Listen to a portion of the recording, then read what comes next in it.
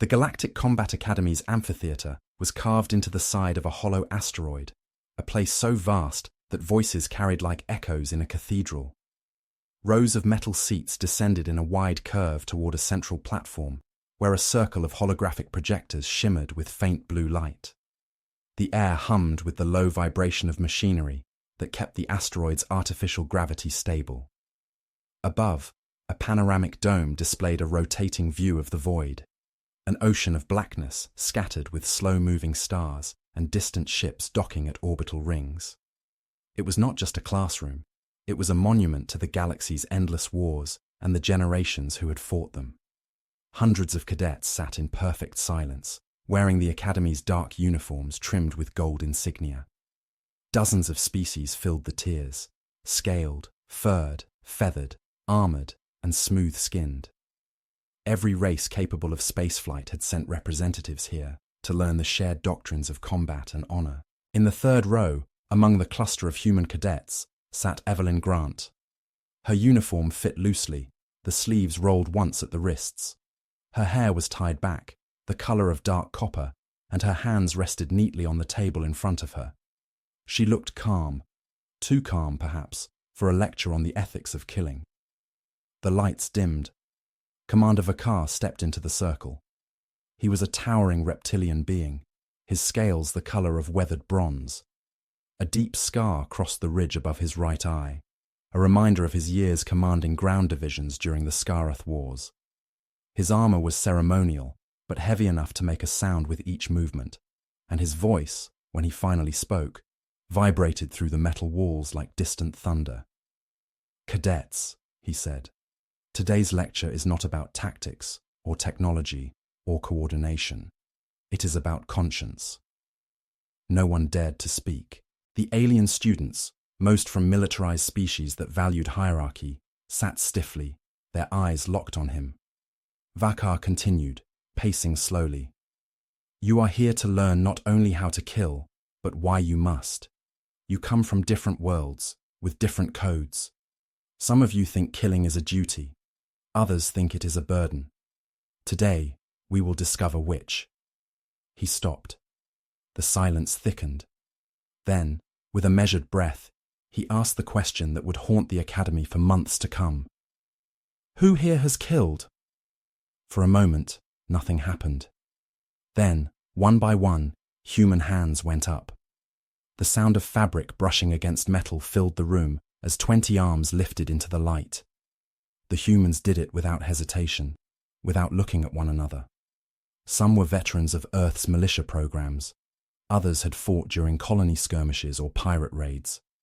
To them, it was almost routine, a fact of life. A few of the alien cadets raised their appendages too, though with less certainty. Many others froze, uncertain whether the question was literal or symbolic. Vakar's yellow eyes flicked over the room, recording each gesture in the data feed connected to his visor. Then he saw her. In the third row, Evelyn Grant sat perfectly still. Her hand stayed on her desk, fingers slightly curled, eyes lowered to the light reflection in front of her. Her face was expressionless, not defiant, not afraid, simply calm, as if the question did not concern her. Vakar tilted his head, confused. "Human," he said, his voice carrying easily through the hall. "You did not raise your hand." Every gaze in the amphitheater turned to her. She could feel the weight of hundreds of eyes, some glowing, some compound, some slit-pupilled, pressing against her like heat. Evelyn looked up slowly. "No, Commander," she said evenly. "I haven't." A ripple of whispers moved through the class. A scaled cadet hissed something in his native tongue, followed by a low, disbelieving laugh from a hulking mammalian soldier in the back. Humans, renowned for their brutality and resilience, were never expected to show restraint. Vakar stepped closer to her, his claws clicking softly against the floor. "You are a human," he said. "Your species has fought more wars than any represented here. You mean to say you have never killed?" She met his gaze without flinching. "That's correct." The silence that followed felt heavier than the asteroid's gravity could account for. Even the hum of machinery seemed to fade. Vakar straightened his posture and spoke with the slow precision of a man testing the edges of something fragile.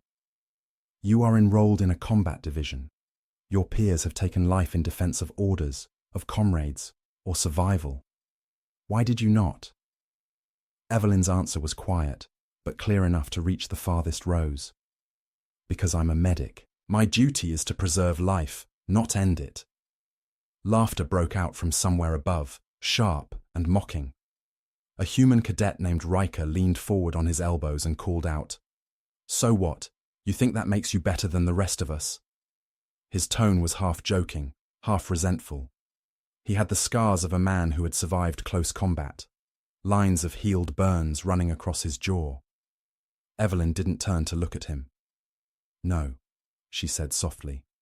"Just different." Vakar silenced the laughter with a single glare. The old scar across his face twitched as he regarded her. "Different," he repeated. "You may find that difference a liability in the field." He turned to the rest of the class. "Remember this, cadets. War does not care for purity of intent. Mercy has its place, but rarely on the battlefield." The lesson resumed, but the air in the amphitheater had changed.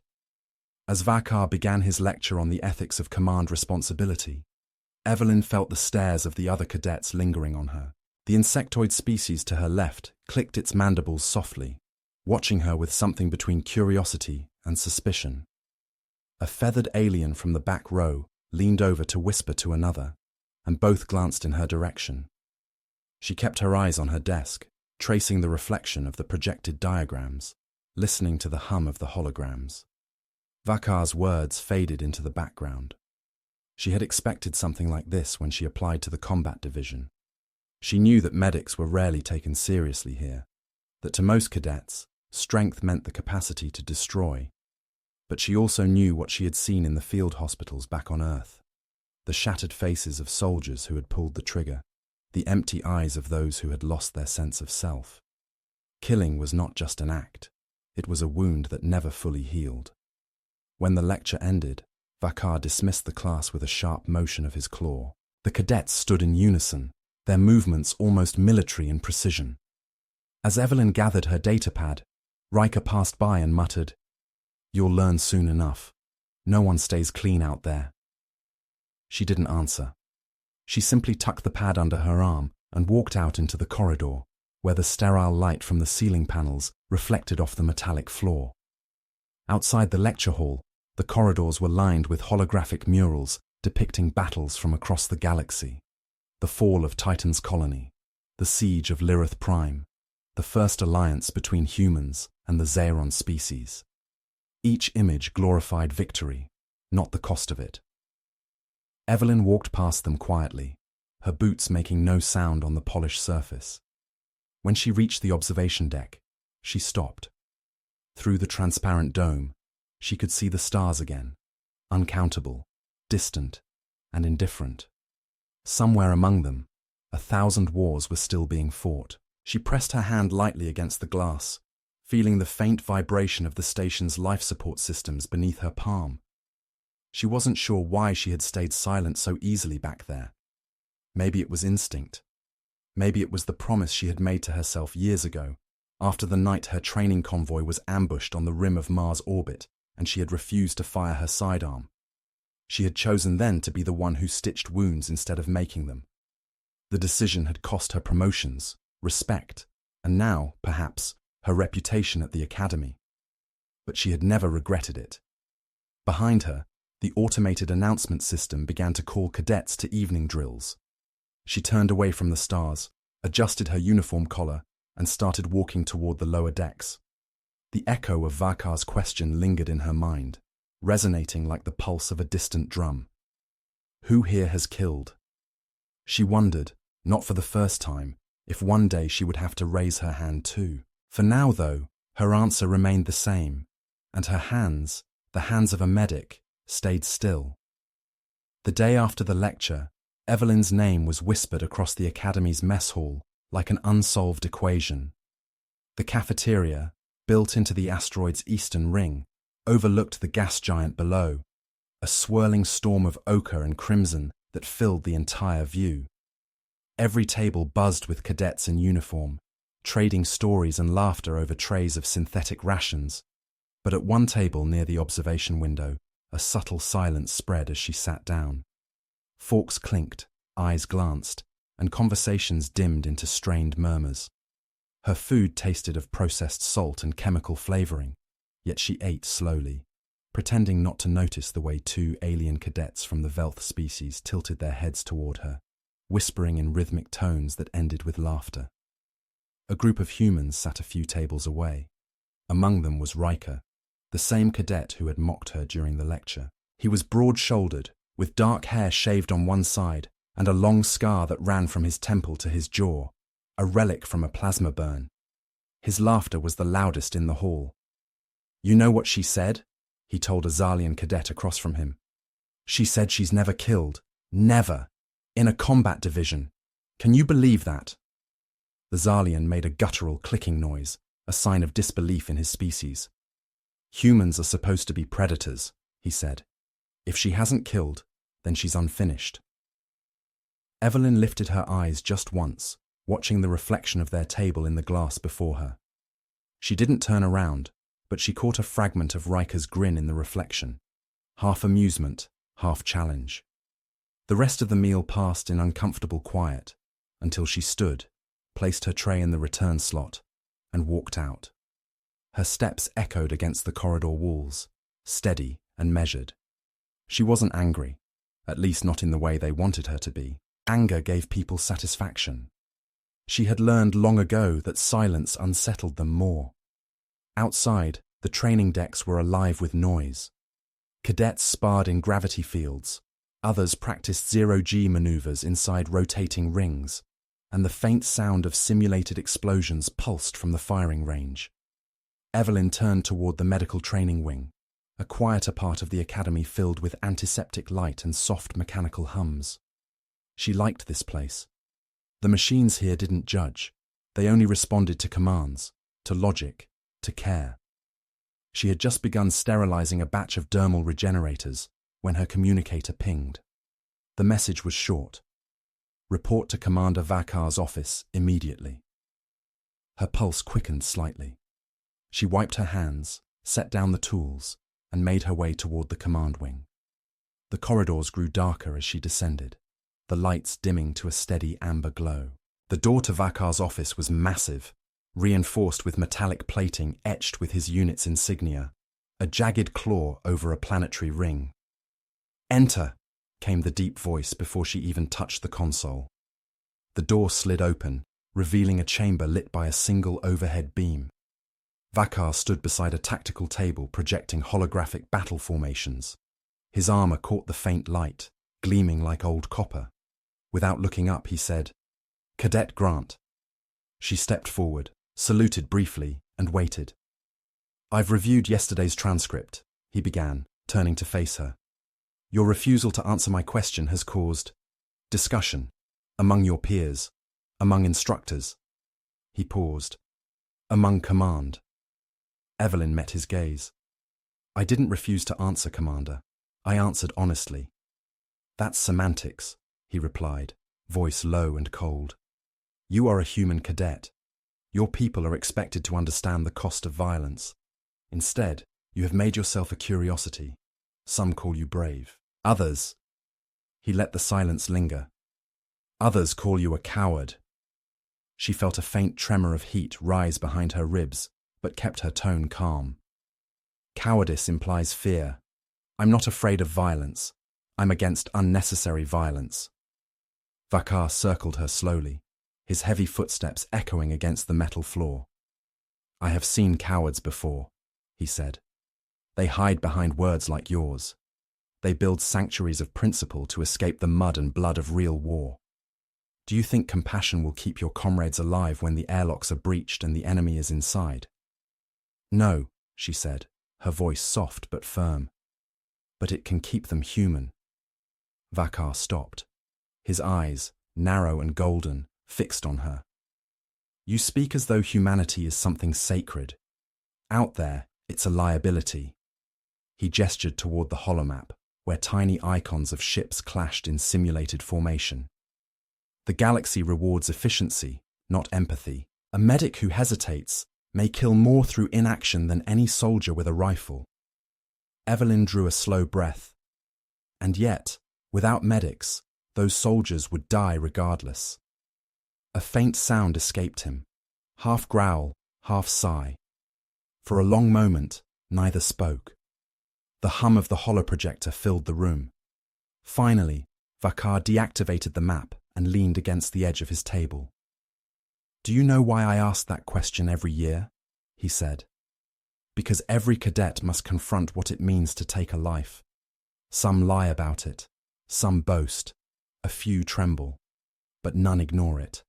Until you." She wanted to speak, but he raised a clawed hand. "I've seen what happens when compassion meets the battlefield, Cadet Grant. I once had a second-in-command who refused to destroy an enemy bunker because civilians were inside. By the time reinforcements arrived, the civilians were dead anyway, and so were half of my soldiers. His compassion doomed them all." She looked at him quietly, her hands clasped behind her back. "Then maybe the problem wasn't compassion," she said softly. "Maybe it was war." Vakar's nostrils flared. "You have spirit," he said finally. "That will either make you remarkable or get you killed. Perhaps both." He stood upright again. "You will prove your convictions soon enough. The next field simulation begins in 48 hours. You'll be deployed with Riker's squad." Evelyn blinked, startled. "Riker's unit? That's a combat group, sir. I'm assigned to the medical rotation." "Not anymore," he said. "You'll serve as field medic on an integrated team. Real-time triage, live combat scenario. You will either learn the necessity of decisive action or fail the test entirely." Her stomach tightened, but she didn't let it show. "Understood, Commander." He studied her a moment longer, then gave a slight nod. "Dismissed." Evelyn left the office with a storm of thoughts behind her eyes. The corridor outside felt colder than before, the artificial air tinged with metallic dryness. She walked until she reached the central lift and pressed her palm to the sensor. As it descended, she stared at her reflection in the mirrored walls. She had faced worse. Real battlefields, collapsing shelters, wounded soldiers crying for help. But this was different. This was a test of belief, not endurance. When the lift doors opened onto the lower dormitory level, the first face she saw was Riker's. He leaned against the wall near the entrance, arms crossed, a smirk on his face. "Heard the news," he said. "You're joining my team. Guess the commander decided it's time you got your hands dirty." She met his gaze evenly. "I'll do my job." "Oh, I don't doubt that," he said, pushing off the wall. "Just make sure your job doesn't get the rest of us killed." He walked past her, the echo of his boots fading down the hall. Evelyn entered her quarters and sat at her desk. The room was small, bare walls, one cot, one lamp, and a narrow viewport showing the slow spin of the asteroid's orbit. She opened her datapad and began reviewing the mission parameters. The upcoming simulation wasn't routine. It was part of the Red Veil trials, a series of live combat scenarios designed to test both tactics and moral judgment. The objective: rescue hostages from a derelict freighter overrun by hostile drones. The catch: the drones were programmed to simulate organic life. Shooting them would be indistinguishable from killing real enemies. She exhaled slowly. Vakar wasn't testing her skill as a medic. He was testing her philosophy. She closed the datapad, leaned back, and let the hum of the ship's ventilation fill the silence. For the first time in a long while, she felt a pulse of doubt. Small, quiet, but persistent. What if he was right? What if her mercy one day cost someone else's life? Her gaze drifted toward the viewport. The gas giant below twisted in endless motion, its storms glowing faintly under the light of a distant sun. There was beauty in that chaos, terrible, unstoppable beauty. She wondered if that was what Vakar saw in war, a force too vast to resist, too ancient to question. but she wasn't ready to surrender to it. Not yet. When she finally lay down, the lights dimmed to a soft blue. She stared at the ceiling until her eyes blurred. Somewhere deep in the asteroid's core, engines rumbled to life as the Academy prepared for the simulation. In 2 days, she would stand on the edge of a battle for the first time under Vakar's watchful gaze. And when the moment came, she would have to decide whether to remain who she was, or become what everyone else believed she should be. The simulation began under an artificial dawn. The asteroid's training dome had been converted into a vast holographic war zone, its horizon filled with the skeletal remains of a derelict freighter, half buried in a crater of molten glass. The smell of scorched ozone clung to the air, produced by the Academy's atmospheric generators to make the exercise more authentic. Evelyn stood with her squad at the deployment zone, the faint hum of her medic's armor vibrating against her chest. The medical scanner strapped to her wrist flickered with readouts of every squad member's vitals. Her breath condensed slightly inside the transparent visor of her helmet, and for a moment she could hear her own heartbeat. Steady, calm, too human in a room full of machines. Riker, assigned as squad leader, paced in front of the assembled unit with his pulse rifle slung across his shoulder. His expression was sharp, determined, as if the simulation were a real mission. "All right," he said, his voice cutting through the comm channel. "Objective is to locate and extract the hostages in the reactor deck. Hostiles are combat drones programmed with adaptive AI. Shoot fast, move faster. No heroics, no speeches. We go in, get them, and get out. Clear." A chorus of affirmatives echoed through the channel. Evelyn said nothing, adjusting the strap on her medkit. She could feel Riker's eyes on her for a moment, the unspoken tension between them humming like static. The simulation timer flashed green. "Mission start," announced the automated voice overhead. The squad moved out in formation, crossing the burned terrain toward the gaping hull of the derelict ship. Holographic smoke coiled upward from its broken frame. As Evelyn stepped inside, the lighting shifted to a dim crimson hue, and the air filled with the steady whine of the ship's failing systems.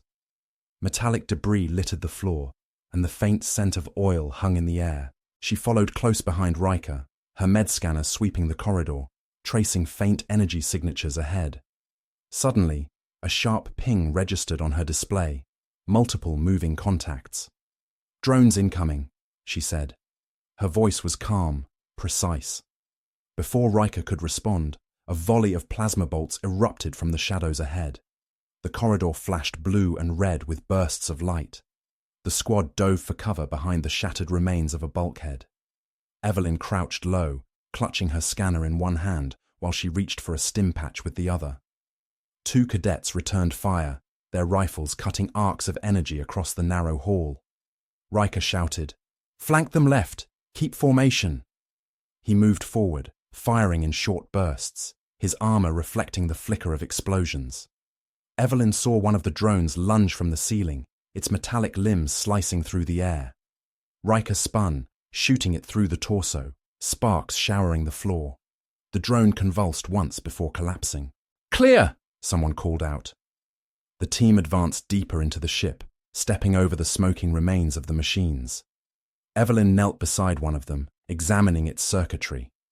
Its design was disturbingly organic, the plating segmented like muscle, the internal wires pulsing faintly with blue light.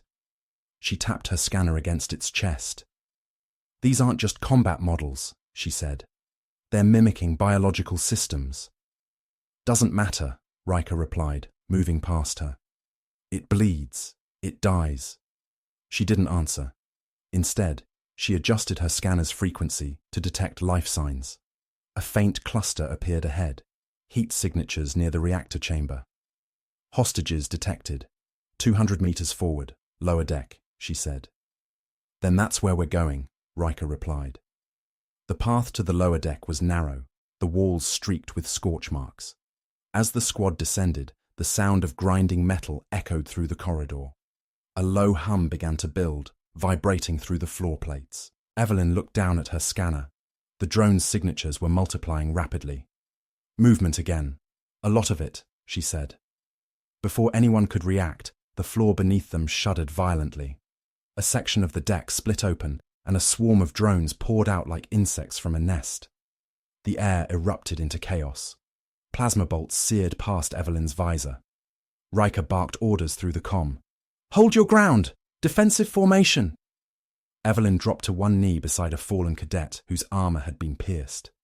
She applied a dermal patch and injected a stimulant, sealing the wound before the blood loss reached critical. Her scanner beeped rapidly as it tracked the squad's vitals. 3 wounded, 1 unconscious. "We need cover!" she shouted.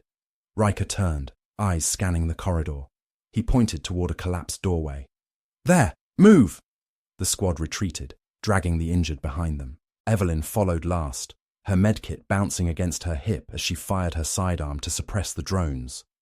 Her aim was steady, but she targeted only sensors and power cores, never center mass. When she finally dove behind the doorway, her lungs burned with exertion. Inside the chamber beyond, the lighting flickered weakly. It was the old cargo bay. Rows of broken crates lined the walls, and an inactive maintenance droid lay in the corner. Riker slammed the control panel, sealing the door. "That'll hold for a minute," he said. "Status." Evelyn checked her readings. 1 cadet critical, 2 stable. "I can stabilize him, but I need power for the med scanner." Riker nodded toward the maintenance droid. "See if you can pull energy from that thing." She moved quickly, kneeling beside it. Her fingers worked fast, connecting a bypass cable from her scanner into the droid's power socket. The device whirred faintly to life, emitting a soft blue glow as her scanner recharged. She turned back to the wounded cadet, his breathing shallow, his armor scorched. Her hands moved with calm precision as she injected a regenerative serum and closed the wound with a portable field patcher. The room fell into a tense silence, broken only by the distant echo of drones pounding against the sealed door. Riker crouched beside her, watching as she worked. "You keep patching us up, medic," he said quietly. "But one day, you'll realize sometimes the only way to save a life is to take one." She didn't look at him. "That's what everyone keeps saying," she murmured. "But I haven't seen the proof." Before he could respond, the door shuddered again. The metal began to glow red-hot under the pressure of the drones outside. "They're cutting through," one of the cadets shouted. Riker stood, raising his rifle. "Everyone, prepare to fall back." Evelyn glanced at her scanner. More drones were converging from both sides of the corridor. They were surrounded. She rose to her feet and looked around the cargo bay, her eyes catching on the ceiling vents above. "There's an access tunnel up there," she said. "We can climb through to the reactor deck." Riker followed her gaze, scanning the vent grid. "That's a maintenance shaft, too narrow for full armor." "Then strip the plating," she said. "It's our only option." Riker hesitated only a moment before giving the order. The team began detaching parts of their outer armor, tossing the heavier plates aside. Evelyn climbed onto a stack of crates and pried open the vent cover. The stale air rushed out, carrying the metallic tang of coolant. "Go!" she shouted. One by one, the cadets climbed up, pulling themselves into the narrow passage. When Riker motioned for her to follow, she shook her head. "I'll cover you until everyone's in." "Grant, go!" He glared at her for a moment, then obeyed. As the last cadet vanished into the tunnel, the door to the cargo bay burst open in a shower of sparks. Drones flooded in, their red sensors glowing like eyes in the dark. Evelyn fired her sidearm in short, precise bursts, disabling their limbs and sensors without destroying them. Sparks flew around her as bolts of plasma struck the walls. She ducked, rolled behind a crate, and fired again. The swarm advanced relentlessly. Her ammunition counter blinked red, empty. She exhaled sharply, reached into her medkit, and pulled out an emergency flare. With a flick of her wrist, she tossed it into a leaking coolant line. The reaction was instant. The flare ignited, sending a burst of white fire across the floor. The drones recoiled, momentarily blinded. Evelyn used the distraction to climb into the vent, pulling herself up as flames licked the walls below. She crawled through the tunnel, her breathing shallow, the heat rising behind her. The The sound of drones trying to climb after her echoed through the metal. After several agonizing minutes, she emerged into a wide chamber filled with the glow of the reactor core. Riker was already there with the surviving cadets, weapons ready. He grabbed her arm and helped her down. "What the hell was that?" he demanded. "Improvisation," she said, wiping the sweat from her forehead. The hostages, 3 humanoid figures bound in holographic restraints, were huddled near the far wall. Evelyn moved toward them, scanning for vital signs. "They're alive," she said, "sedated but stable." The simulation's timer flickered overhead, 5 minutes remaining. Riker looked toward the corridor leading out of the reactor deck. "Extraction points ahead. Move out." As the team prepared to leave, a voice crackled through the comm channel. Vakar's voice, deep and measured. "Cadet Grant," he said, "that was an impressive display, but you missed a simple directive. The drone swarm was not to be evaded. It was to be eliminated. Compassion is not part of the exercise." Evelyn froze for a moment, her hand tightening on her scanner. Then she replied, "If the objective was survival, Commander, we achieved it. Everyone's alive." The line went silent for a few seconds before Vakar answered, his tone unreadable. "We will discuss that after the debrief." As the team exited the ship, the holographic landscape dissolved around them, fading back into the sterile metal of the training dome. Evelyn removed her helmet and felt the artificial air on her face. Around her, the other cadets celebrated quietly, relieved to have completed the mission alive.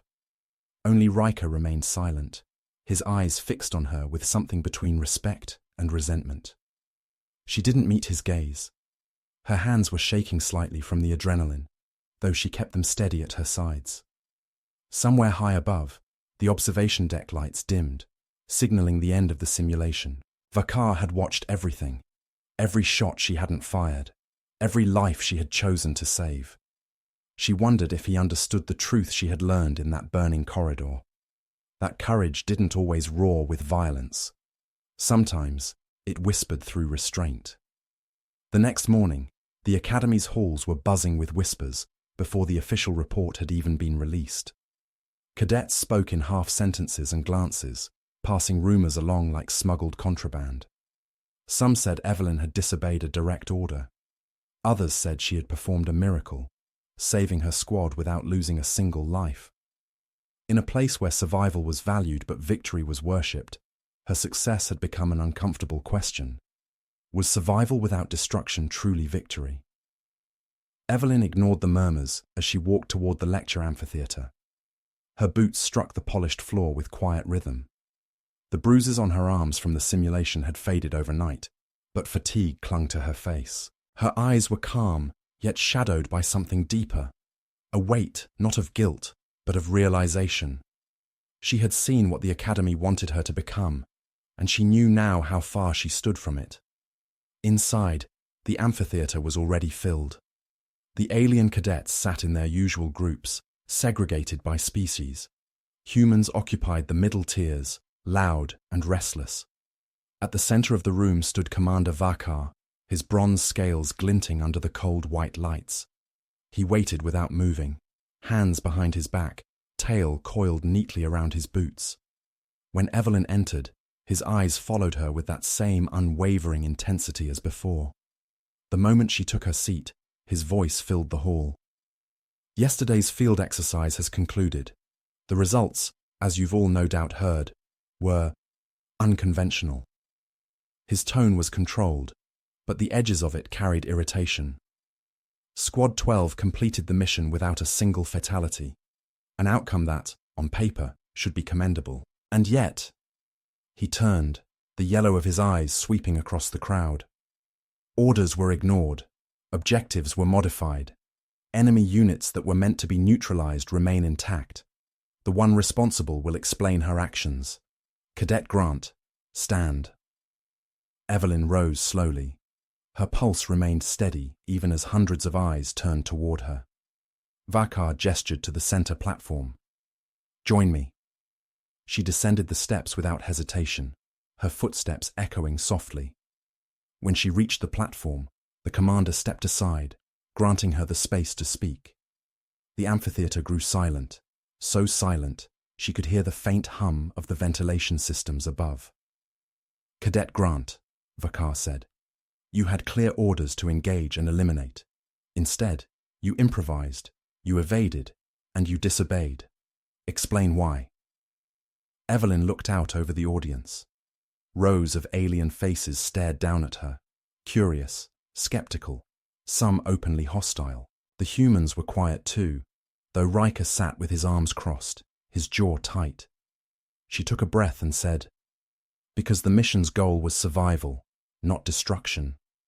I found a way to accomplish that without losing anyone. That is what I was trained to do." Vakar tilted his head slightly, his tone colder now. "You were also trained to follow orders. What gives you the authority to decide which commands to obey?" "The same thing that gives any medic authority on the battlefield," she replied evenly. "Judgment. When a commander says, 'Hold the line,' and the line collapses, a medic has to choose, save the wounded or obey the command. In that moment, it's not defiance, it's responsibility." A murmur rippled through the cadets. Vakar took a slow step toward her. "Responsibility," he repeated. "Your responsibility was to complete the mission as instructed. Mercy is not part of combat doctrine. Mercy is sentiment, and sentiment gets soldiers killed." Evelyn met his gaze, her voice steady but edged with quiet steel. "Then maybe your doctrine needs rewriting." The hall erupted. Some cadets gasped, others hissed or muttered curses. Vakar raised a hand, silencing them instantly. "You are out of line, cadet," he said. "Maybe," she admitted. "But I've seen what staying in line does. It breaks people. It turns them into ghosts that follow orders long after the war is over." She paused, scanning the room. "I've spent years stitching those ghosts back together." Her words carried farther than she expected. Even the most hardened cadets hesitated, their gazes shifting uneasily. Vakar's tone softened, but only slightly. "Tell me then, what makes you think compassion has a place in war?" Evelyn's throat tightened for a moment. She hadn't planned to tell this story, not here, not in front of so many, but the silence pressed on her like gravity. So she took another breath and said, "Because I learned it the hardest way possible." She began slowly. "During my field training on Earth, I was assigned to an evacuation unit near the Martian perimeter. Our squad was caught in an ambush. One of our soldiers was hit badly. Plasma wound through his abdomen. Command ordered a retreat. We were told to leave him. He begged me not to, and I couldn't." Her voice remained calm, but her eyes grew distant, reflecting the memory as if it were still happening before her. "I dragged him for 6 hours through collapsing tunnels, under fire, while the rest of my team thought I was already dead. When we finally reached extraction, I passed out from exhaustion. He lived." She hesitated, her gaze fixed on something beyond the room. "His name was Dr. Alan Ree. 2 years later, he developed a medical algorithm that stopped a plague from spreading across the colonies. It saved over 3 million lives." The room fell utterly silently. Even Vakar said nothing. The faint hum of the lights became the only sound in the vast amphitheater. Evelyn continued, her tone now quieter but more resolute. "If I had followed orders, he would have died there, and so would those millions of others. That's why I don't regret my choices yesterday. Because every time someone tells me compassion has no place in war, I remember him." She looked up toward the highest rows of cadets. "Maybe I'll never command a fleet. Maybe I'll never be a war hero. But I would rather be the one who refuses to stop saving lives than the one who learns to stop caring." Her words hung in the air like static. No one moved. No one spoke. Then, from the back row, a deep, guttural laugh broke the stillness. An alien cadet with grey scales leaned forward, sneering. "You speak like a preacher, not a soldier," he said. "You think the universe rewards compassion? It rewards survival. Mercy is weakness." Evelyn turned toward him. "Maybe," she said quietly, "but if survival is all that matters, then what's the point of winning? A few murmurs of agreement rose this time, not loud, but enough to shift the mood. The scaled cadet glared but said nothing more. Vakar stood motionless for several seconds, his expression unreadable. When he finally spoke, his tone had changed. It was no longer filled with anger, but something closer to measured contemplation. "You are a contradiction, Cadet Grant," he said. "You defy logic, yet you achieve results. You reject orders, yet you save lives. Perhaps I should expel you for insubordination. And yet—" He looked at her with something almost resembling respect. "And yet, I cannot deny that your actions forced your squad to think. You reminded them that war is fought by the living, not the dead." Evelyn didn't reply. She simply stood there, her breathing slow, her gaze steady. Vakar turned to the class. "Remember this moment," he said.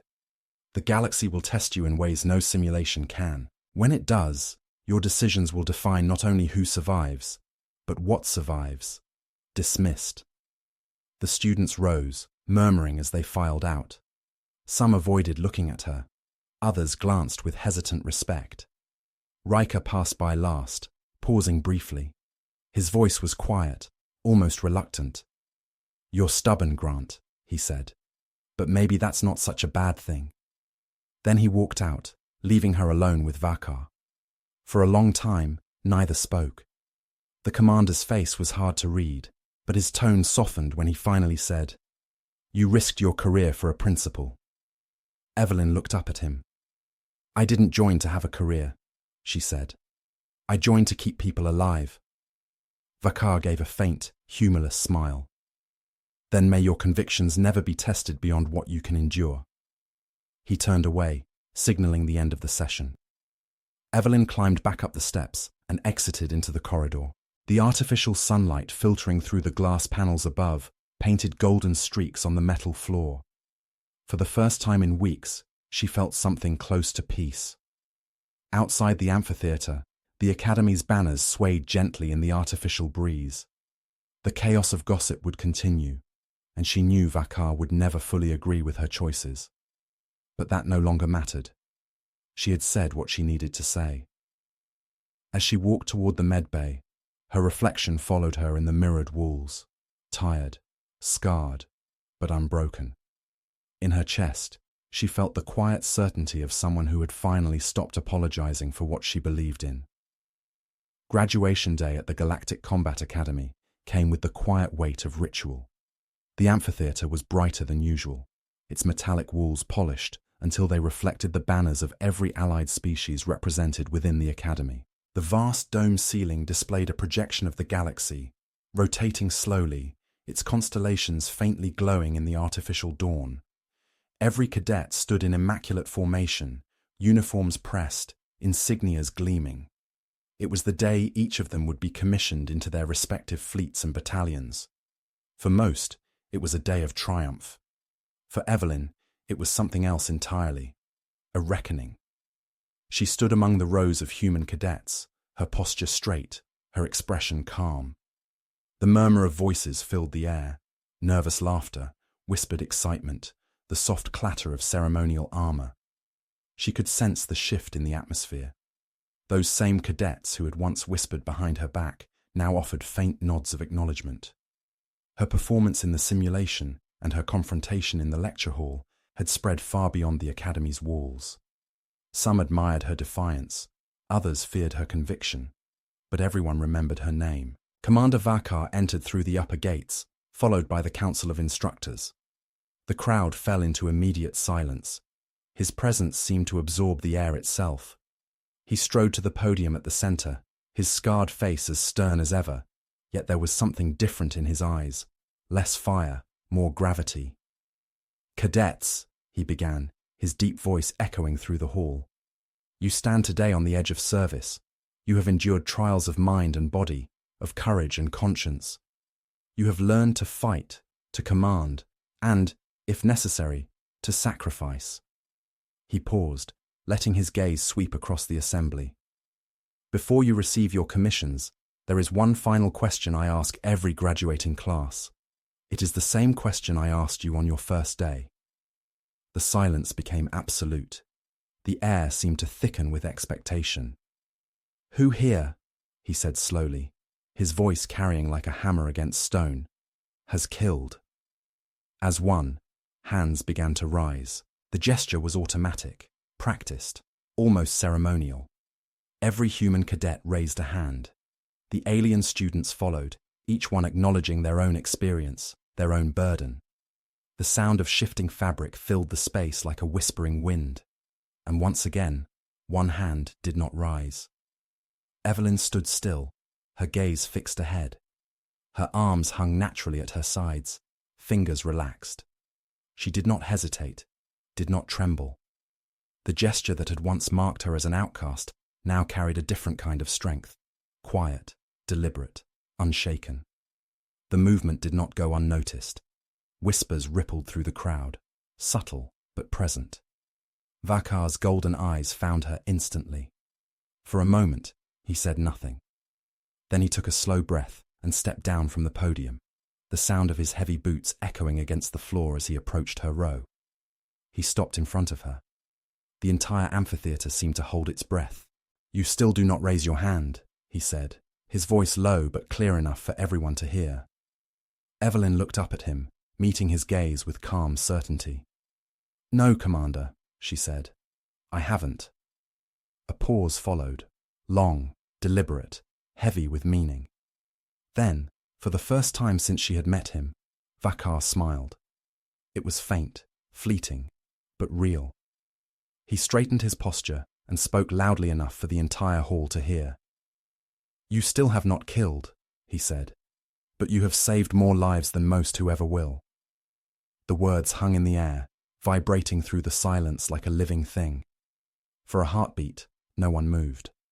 Then the applause began, not thunderous, not overwhelming, but steady and sincere. It grew slowly, spreading through the human ranks, then across the alien cadets.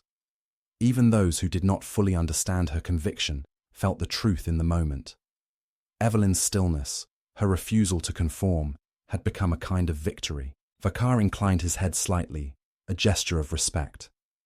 "You remind us," he said, his voice carrying again, "that the measure of a warrior is not in the number of lives taken, but in the value placed upon life itself." He turned to the crowd. "Remember her example. For some, war is duty. For others, survival. But for a rare few, it is a lesson in restraint. And those few keep the rest of us from becoming monsters." The applause rose again, louder this time. Evelyn remained still, her face composed, her chest tightening with something she hadn't felt in years. Not pride, not triumph, but release. The years of doubt, ridicule, and loneliness seemed to dissolve into the sound around her. When the ceremony concluded, the cadets filed out into the main courtyard. The artificial sun cast a warm golden light over the academy's gardens. Evelyn stepped outside, inhaling the crisp, sterile air that always carried the faint scent of ionized metal. Around her, cadets posed for holograms, hugged their friends, and exchanged final promises to meet again in the field. She walked past them quietly, her boots crunching on the gravel path. Riker stood near the central fountain, his uniform immaculate, his rifle slung across his back. He spotted her and waved her over. She hesitated, then approached. For a long moment, neither spoke. Then he said, "You know, I used to think you were out of your mind." Evelyn smiled faintly. "And now?" He shrugged. "Now I think you're the only one who still remembers why we started this. Maybe that's what the galaxy needs." "Maybe," she said softly. "Or maybe it just needs fewer people trying to prove who's right." Riker chuckled quietly. "You really think you'll get through a war without firing a weapon?" She met his gaze. "I think I'll get through it without forgetting who I am." He nodded slowly, as if accepting something he couldn't fully understand. Then he extended his hand. "Good luck out there, Grant." She shook it. "You too." He turned and walked toward his transport group, disappearing into the sea of cadets. Evelyn remained by the fountain, watching the ships beyond the academy rise and fall through the atmosphere. The reflection of the water shimmered against her boots. She could see her own face there, calm and resolute, framed by the artificial sunlight. Moments later, Commander Vakar approached. His footsteps were heavy but measured. "You are being assigned to the Federation's Frontier Medical Division," he said. "It is not a glamorous posting, but it is where your skills are needed most." She nodded. "That's fine." He studied her for a moment, then said quietly, "You have changed the way many will think, myself included. But remember, Cadet Grant, belief is a blade. If you hold it too tightly, it cuts both ways." Evelyn met his gaze. "I understand, Commander, but I'd rather carry a blade that heals than one that wounds." His lips curved again, almost imperceptibly. "Then may your kind never vanish from this galaxy," he said, and turned away, his cloak sweeping softly against the stone. She watched him go until he disappeared beyond the archway. The Academy's bells began to chime, signaling the end of the ceremony. One by one, the cadets boarded their shuttles, their future missions awaiting. Evelyn walked toward her own vessel, a small transport bearing the medical insignia of the Federation. As she climbed the ramp, she paused for a moment at the threshold and looked back at the Academy. The banners swayed gently in the wind, catching the artificial light. Somewhere inside, she knew new cadets were already taking their seats, ready to be asked the same question again. "Who here has killed?" She smiled faintly. Perhaps one day, another hand would stay down. When the doors closed behind her, the hum of the engines rose, soft but sure. The ship lifted from the ground and ascended into the open sky, leaving the Academy shrinking below. Evelyn looked out through the viewport as the stars began to emerge, one by one, in the infinite darkness ahead. For the first time in her life, she felt no conflict between who she was and what she had chosen to be. She was not a soldier in the traditional sense. She was something rarer, a protector in a world that had forgotten what that word meant. And as the stars streaked past, she whispered to herself, "The day I kill will be the day I fail my purpose." The engines roared, the horizon turned to starlight, and the medic who refused to raise her hand vanished into the vast, endless night, carrying with her the one truth the galaxy too often forgot, that mercy, even in war, could still be an act of courage.